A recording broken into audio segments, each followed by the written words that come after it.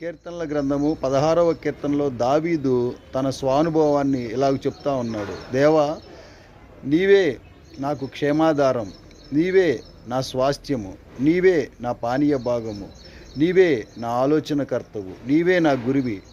అందువల్ల నా హృదయము హర్షించుచున్నది, నా యొక్క ప్రాణము సంతోషించుచున్నది, నా శరీరము కూడా సురక్షితంగా నివసించుచున్నది అని చెప్తా ఉన్నాడు.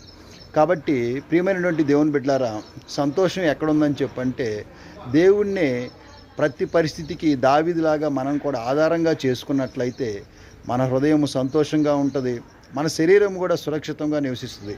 ఈ యొక్క 16వ కీర్తన 11వ వచనంలో చూసినట్లయితే దేవుని సన్నిధిలోనే సంపూర్ణ సంతోషం కలదని, దేవుని యొక్క కుడి చేతిలో నిత్యము సుఖములు కలవని చెప్పి బైబిల్ గ్రంథం స్పష్టంగా రాయబడి ఉన్నది. కాబట్టి మనము సంతోషం కోసం ఎక్కడెక్కడో వెతుకుతూ సంతోషాన్ని పొందలేక